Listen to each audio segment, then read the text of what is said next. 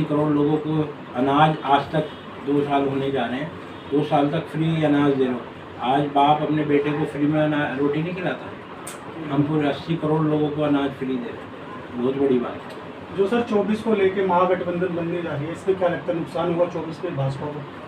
देखिए, देश में एक चाणक्य हुए हैं, उन्होंने कहा था जब दुश्मन सारा एक हो जाए तो समझ लो कि जो देश का राजा है वो ईमानदार है।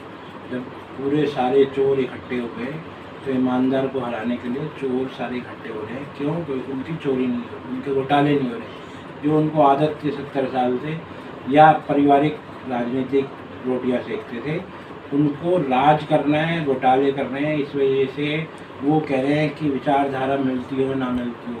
दिल्ली का केजरीवाल कह रहा है कि हम सिर्फ और सिर्फ हराने के लिए सबके साथ जाने को तैयार हैं। तो जिनकी विचारधारा नहीं है, जिनका विजन नहीं है, वो देश को क्या बात आगे करके ले जाएंगे और क्या मोदी जी बनाएंगे। मोदी जी को आशीर्वाद है 140 करोड़ जनता का, 140 करोड़ जनता अपना आशीर्वाद प्यार देती है। तो मोदी जी तो 2024 में भी आ जाएंगे और 2029 में भी आ जाएंगे और कोई इसमें दिक्कत परेशानी नहीं है। ये देश की जनता देख रही है कि चोर चोर कैसे इकट्ठे होकर मोदी जी के खिलाफ। तो दिल्ली में तो सर आपकी 93 से 98 के बाद सरकार ही नहीं बन पाई सर, इसका सबसे बड़ा माइनस पॉइंट क्या मानते हैं? देखिए, मदन लाल खुराना जी की जब गवर्नमेंट थी उसके बाद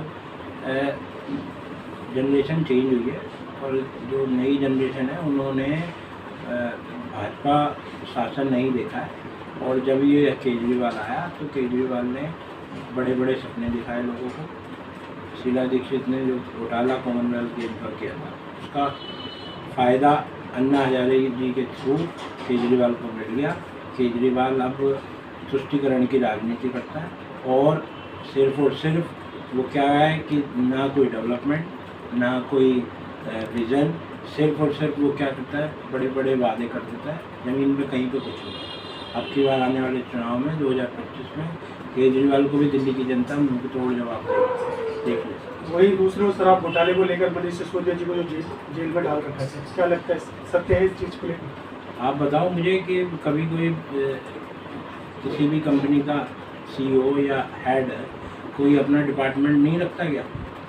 कोई भी किसी भी देश में किसी भी राज्य में अगर सरकार बनाता है सबसे पहले एक मंत्रालय अपने पास रखता है कि इसमें मैं डेवलपमेंट करूँगा या इसमें मैं विकास करूँगा। दिल्ली पहला राज्य केंद्र शासित राज्य कि जो कैबिनेट नोट पे कैबिनेट का डिसीजन लेके जितनी पॉलिसी शराब नीति की बनाई थी, उस शराब नीति में जितना कैबिनेट का डिसीजन है उसमें मुख्यमंत्री जी भी आते हैं। और उनके सिसोदिया जी के सेक्रेटरी ने बोला है, श्री अरविंद जी ने, कि अरविंद जी के घर पे होके डिसीजन लिए जाते थे। तो वो तो अभी कुछ दिन बाद हमारे को जेल के पीछे दिखने वाले हैं, जेल में जाने वाले हैं, 100% जाएंगे। तो इसका श्रेय भाजपा को जाता है कांग्रेस को सर?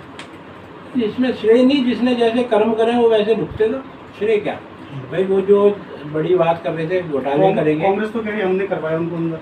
हमने कराया या वो नहीं, वो तो सिर्फ और सिर्फ जब उन्होंने घोटाला करा, घोटाला करने के बाद लोगों ने रोष करा था कि गली मोहल्ले में ठेके खुल रहे थे, वो सब उनके अगेंस्ट गई। फिर अगेंस्ट जाके उन्होंने वो पॉलिसी वापस ली। जब CBI के पास ये केस दिया, LG साहब को रिक्वेस्ट करी, LG साहब ने CBI इंक्वायरी बैठाई, तो सारा कुछ दूध का दूध पानी का पानी होता आ रहा है। और 2 प्रिय मंत्री जेल में हैं, आज तक जमानत नहीं हुई, 6-6, 8-8 बार उनकी जमानत रद्द हो चुकी है। और आने वाले दिनों में देखना आप केजरीवाल भी जेल है। सर अंत में जान लेंगे आपसे, अडानी को लेके केंद्र सरकार बिल्कुल नहीं चुप्पी साधे हुई है, इसका क्या कारण है सर? भाई केंद्र का देखो, अडानी जी से कोई लेना देना नहीं है। अडानी जी हमारे देश के एक उद्योगपति हैं। आप आरोप किसी पे भी लगा सकते हो, सिर्फ और सिर्फ उद्योगपतियों को वो अपना योगदान ना दे सकें देश की तरक्की में, उनको डिस्टर्ब किया जा रहा है। अडानी जी कोई 5 साल में पैदा नहीं हुए। अडानी जी 1987 से उनकी कंपनियां हैं। और जब केंद्र में कांग्रेस की गवर्नमेंट थी, UPA गवर्नमेंट थी, तो यही अडानी जी को यही रेड कारपेट बिछा के बुलाते थे कि आइए हमारे राज्य में कुछ पॉलिसियाँ लेके आइए, कुछ व्यापार कीजिए। और हाल फिलहाल में बताऊं, छत्तीसगढ़ की गवर्नमेंट राजस्थान की गवर्नमेंट, दोनों गवर्नमेंट ने रेड कारपेट बिछा के उनको बुलाया। और अगर ये बात करते हैं अडानी की, तो उन्होंने क्यों नहीं रद्द करा? दोनों स्टेटों में तो इनकी है। अगर आदमी आरोप लगाता है, एक उंगली किसी और के ऊपर उठाता है, तो 4 उंगली अपने खुद पे भी आती है। तो कांग्रेस अपने गिरबान में जाके कि 2 राज्यों में वो साठगांठ कर दिया अडानी से, अगर मैं उनकी लैंग्वेज में बोलूँ। और अगर साठगांठ हुई है तो साठगांठ को रद्द क्यों नहीं कर रहे? ये सब चुनावी हथकंडे हैं, सब चुनावी हथकंडे हैं। ये सब जो पॉलिसियाँ उन्होंने जो भी उसका प्रोसेस रहता है, उसमें उनको टेंडर मिले और सब ई टेंडरिंग के द्वारा उनको जितने भी उन्होंने टेंडर भरे वो मिले। और उनके ऊपर अगर कोई भी जांच होगी तो जांच होनी भी चाहिए। दूध का दूध और पानी का पानी हो। और देश के प्रधानमंत्री जी और देश के ऊपर ऐसे आरोप लगाना गलत है।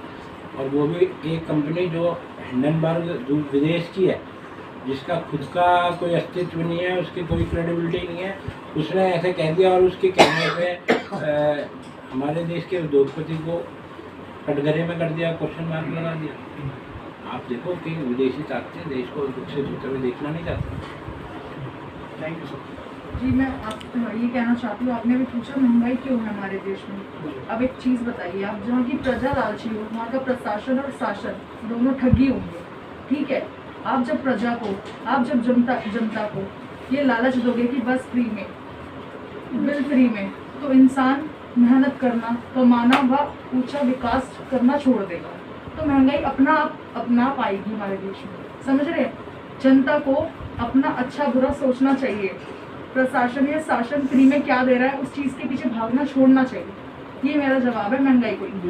अगर बसों के लिए टिकटें फ्री कर रखी है या 200 यूनिट बिजली फ्री कर रखी है, तो इससे महंगाई बढ़ रही है। इससे महंगाई नहीं, इससे फर्क पता चल रहा है। एक ना हम देश में एक बात कहते हैं कि औरत और आदमी में, मर्द में फर्क करना छोड़ दे, दोनों बराबर है। फिर एक ही फर्क करते हैं कि आप औरतों के लिए फ्री में टिकट कर रहे हैं और आदमी उसी बस में जा रहा है अपना पैसा देकर। क्यों? आप औरत को और मर्द को दोनों को बराबर रखिए, ताकि दोनों एक साथ जब चलेंगे तो महंगाई नहीं, दोनों बराबर टक्कर देकर कमाएंगे तो देश की उन्नति अपना आप होगी। समझ रहे हैं आप? ऐसे विकास होगा। यही है मेरा।